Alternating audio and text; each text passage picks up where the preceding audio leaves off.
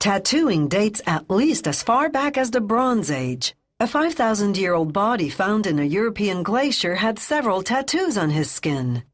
Archaeologists have even uncovered what they believe are Stone Age tattooing instruments, sharp bone needles and clay discs containing mineral pigments.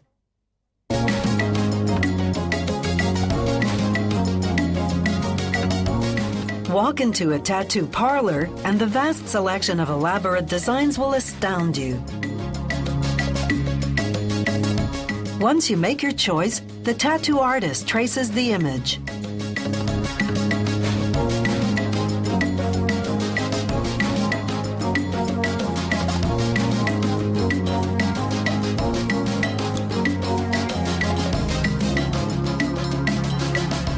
Next, he places the traced image on carbon paper and retraces the lines. This creates a carbon outline of the tattoo on the reverse side.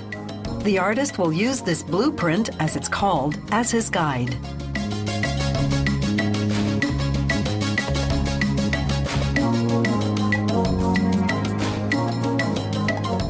He cleans the customer's skin, then firmly presses on the blueprint. The carbon image transfers easily because the skin is damp.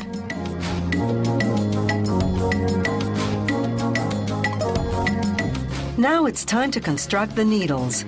Most tattoos require 2 needles, one to make the outline of the image, the other to shade and color it in.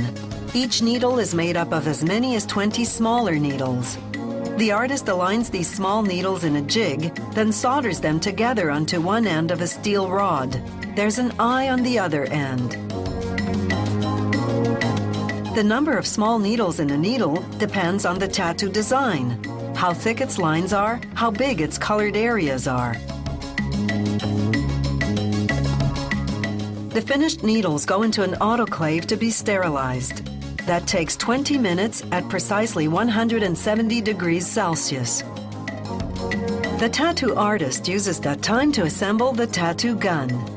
After cleaning the frame with rubbing alcohol, he installs the motor called the coil. When an electric current runs through the coil, it oscillates the needle at up to 50 times per second.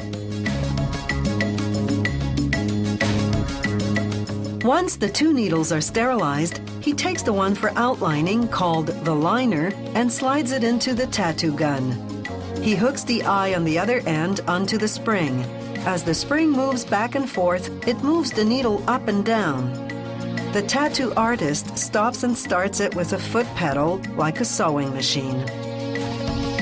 Time to tattoo. He turns on the power supply to 10 volts and dabs the needle in the ink cap. The gun sucks up the ink. Some petroleum jelly on the skin helps the needle glide more easily.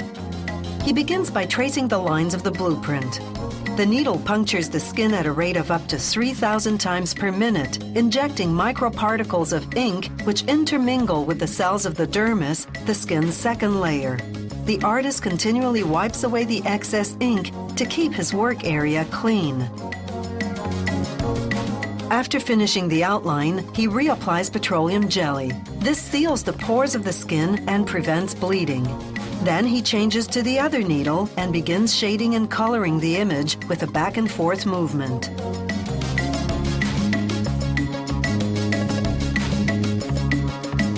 He applies one color at a time, overlapping them to ensure thorough and even coverage. The needle can penetrate from 1 to 4 millimeters, and a good tattoo artist knows just how deep to go to create the different parts of the image. For example, he has to inject the outline the deepest, but going too deep can tear the skin and cause excessive pain and bleeding. But not going deep enough misses the dermis and leaves marks after healing.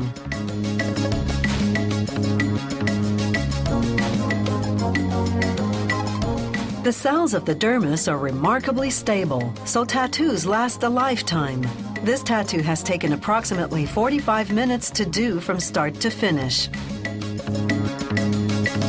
The area will dry and scab over. Then, the scab will fall off, and this body art will be ready for exhibition.